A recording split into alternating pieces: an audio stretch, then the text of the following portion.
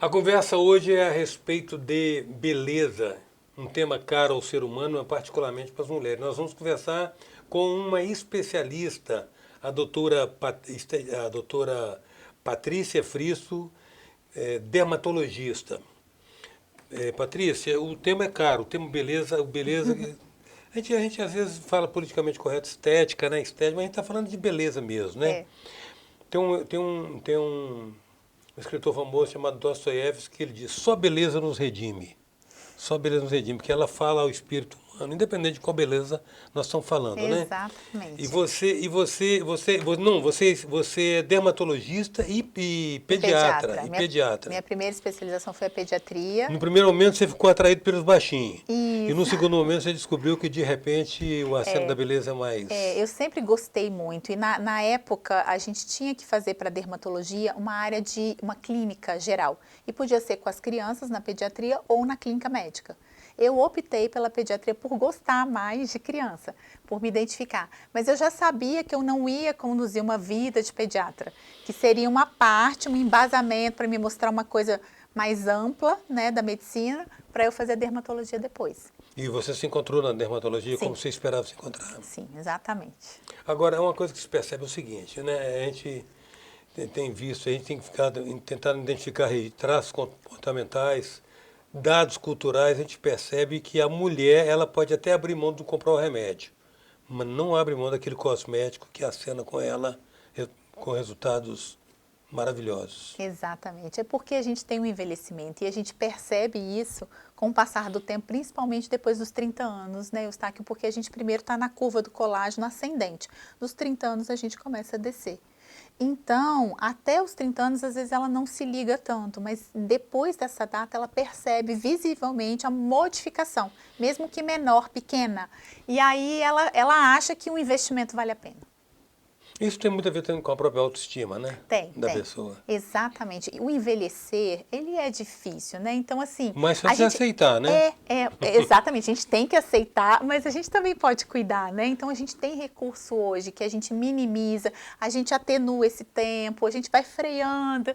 Então, eu acho que é um recurso que está aí e as mulheres, como são mais ligadas e mais preocupadas, elas procuram mais essa informação e usam o que a gente tem de recurso. Bom, certamente você tem quanto tempo de formada? Eu já tenho eu formei em 2002. Nossa, mãe.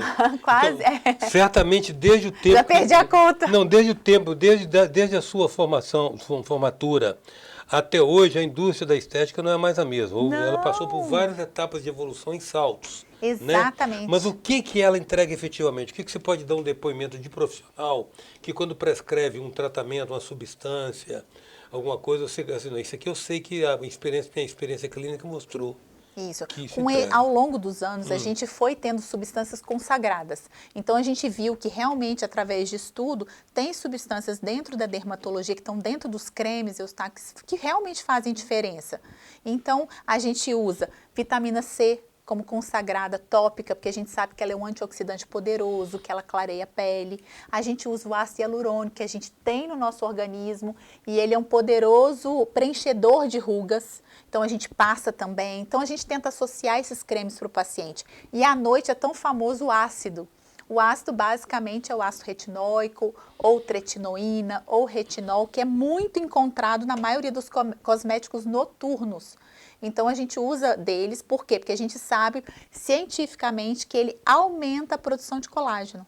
E é isso que a gente precisa, porque quando a gente envelhece, a gente não tem só a degradação do colágeno, a quebra e a descida do rosto. A gente tem uma reabsorção óssea e a gente tem uma perda de gordura.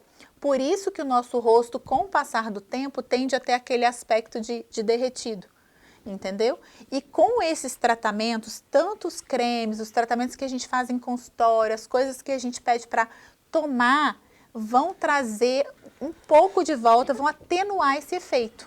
O que acontece? Eu tenho um tipo de tratamento que eu vou fazer num paciente de 20 a 30 anos, eu vou escolher quais os tratamentos que ele pode se beneficiar naquela fase da vida dele, que eu já sei, né, o que esperar, né? Depois de 30 a 40, depois de 40 a 50, de 50 para frente ou mais, entendeu? Então, em cada época, eu vou passar produtos diferentes que vão potencializar o efeito e eu vou oferecer tratamentos que vão também minimizar aquelas coisas que vão acontecer em cada década do envelhecimento. A presença hoje é da dermatologista e pediatra Patrícia Frisso. A gente volta já. Voltamos com a presença da dermatologista Patrícia Frisso. Patrícia, nós temos tipos de pele, nós temos etnias que de uma certa maneira fazem tipos de pele diferente. Você já explicou a respeito dessa questão da intervenção requerida em cada fase do envelhecimento, do processo de envelhecimento. Isso. Depois dos 30 que começa a produção de colágeno começa a declinar. E é aí que a gente precisa de atuar um pouquinho mais, Mas você atua né? fazendo reposição ou induzindo o corpo a gerar mais colágeno? Eu gosto muito de trabalhar com essa linha do estímulo de colágeno, né? Então, eu sempre passo produtos para o paciente aplicar, algumas substâncias para tomar e eu indico procedimentos que vão minimizar. Então, eu sempre associo e potencializo o que eu posso fazer.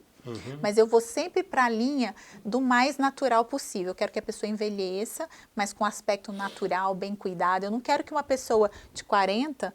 né, fique parecendo uma de 20, não é essa a intenção. A intenção que, lógico, ela pareça 40 anos linda, entendeu?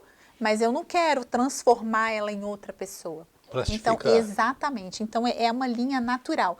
E o interessante, eu trabalho muito com planejamento de beleza. Eu chego para o paciente, na verdade, eu chamo de planejamento de beleza, que é bonitinho, mas é um envelhecimento, é um planejamento do envelhecimento dela. Uma programação do envelhecimento. Do quais os procedimentos ela vai entrar em determinadas épocas. Então, eu chego para o meu paciente, eu faço um planejamento anual para ele. Então, olha, agora você vai fazer isso, mas daqui 6 meses a gente vai ter que fazer isso aqui para te ajudar e no fim do ano a gente vai fazer isso aqui. E aí o paciente vai se cuidando, vai se sentindo melhor e esse efeito do envelhecimento que vai chegar para todo mundo vai sendo atenuado. Agora, parece que tem procedimentos também, assim, coadjuvantes ou complementares, dos quais vocês, dermatologistas, não abrem mão. Um deles é dieta, né? O regime alimentar. Exatamente. Você tem que comer bem, porque é dali que você vai pegar toda a fonte de nutriente, mineral que a gente precisa, né? Para que a sua pele fique boa. Uma coisa que a gente tem que é importante hoje, Eustáquio, que o intestino é nosso segundo cérebro. Sim. E se a gente tem um intestino funcionando direitinho, com os lactobacilos saudáveis, a nossa pele é melhor. Então aí não pode abrir mão da alimentação. O intestino foi resgatado, né? Foi. Ele era só um órgão que precedia o órgão excretor e hoje... Hoje ele virou com uma função importante. Tem mais tantos neurônios quanto o cérebro. Exatamente. E ele comanda, né? Então você vê o efeito que ele tem na pele. Hoje a gente trata a acne com probiótico. Então você vê, a gente pede o paciente para melhorar a alimentação e usa probiótico, a gente melhora a pele. E o sol? O sol. A gente sabe que o sol... Amado e odiado.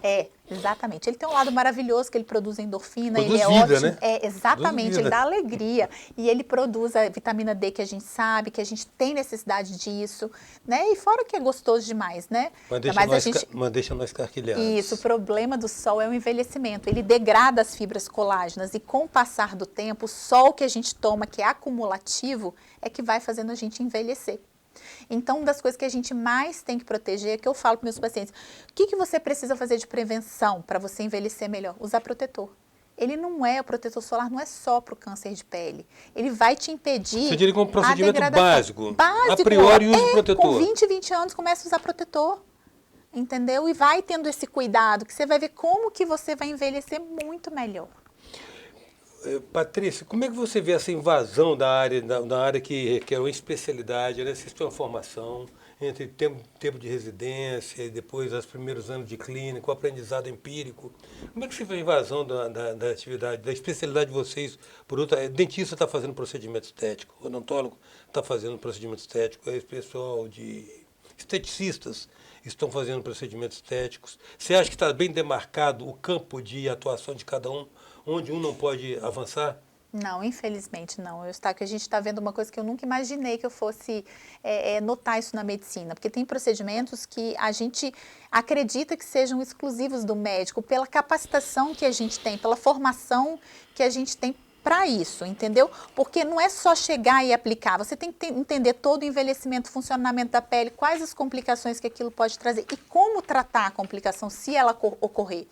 Então eu vejo que tem muita gente, infelizmente, pouco preparada para oferecer e não tem essa delimitação, olha, você só pode atuar aqui, você aqui não. Isso banalizou. E a gente tem realmente recebido muita coisa desagradável no consultório, porque quando dá um problema, você vai procurar quem? O médico. Então, essas coisas chegam para a gente. E aí a gente está vendo que não está tendo uma fiscalização, uma norma, alguma coisa está faltando, né? Porque você pode fazer sim, eu acredito que outras áreas são capazes, né? Mas tem que ter um treinamento muito bem feito, né? Porque a vida do paciente não é uma brincadeira, né? A gente leva muito a sério isso na medicina. A gente não quer usar isso como uma coisa comercial, a gente quer cuidar, Sim. né? E essa preocupação que a pessoa tem que ter.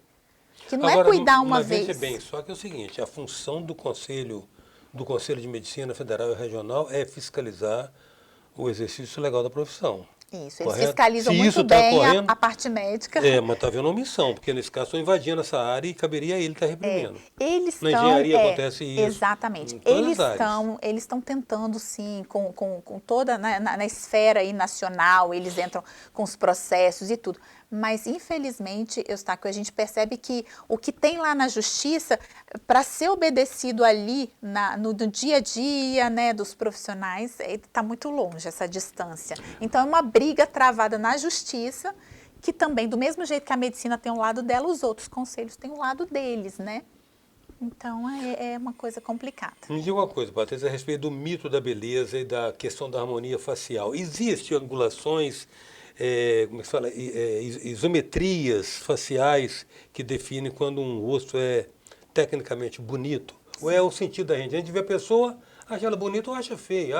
Há as aparências que são mais assim, são consenso, né? Você falaria de um Brad Pitt, eu falo da Angelina Jolie. São lindos, né? Isso. Mas existe parâmetros, existe padrões, padrões que definem a beleza?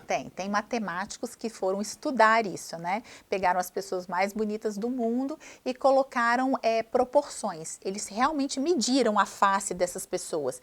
E eles chegaram à conclusão que essas pessoas mais bonitas, elas têm aqueles padrões, as distâncias que eles mediram bem parecidas. Então, simétricas. Então, eles chegaram à conclusão que quem tem essa simetria, esses números próximos no rosto, por exemplo, uma medida que vai entre o nariz e aqui, o narizinho e a boca, a medida que você tem entre o ângulo dos olhos, todas as medidas da sua face, eles mediram todas. E aí eles chegaram à conclusão que quem chega próximo daquelas medidas tem um rosto esteticamente mais bonito. Quando você olha, você fala, nossa, que bonito. Entendeu? Tanto o homem quanto a mulher. Só que a gente vê na prática, Eustáquio, que realmente a gente trabalha com harmonização, a gente trabalha justamente realçando alguns pontos que a gente pode deixar o rosto da pessoa mais bonito. Mas às vezes a gente vê alguém que foge do padrão e é bonita. Aquilo chama atenção e eu gosto dessa variedade que a gente tem hoje. A gente tem gente bonita de tudo que é jeito.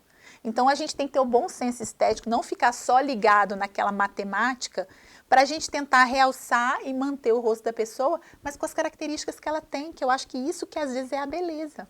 Quero agradecer, Patrícia, muito sua presença hoje aqui. Eu que agradeço o convite, tá? Fiquei muito feliz de vir aqui. Eu também fiquei feliz de ter você, até porque esse tipo de assunto que para o nosso telespectador, para o telespectador feminino é de permanente interesse, né? Ai, que bom. Sempre, elas gostam muito. A presença hoje da dermatologista Patrícia Frisso. Até já.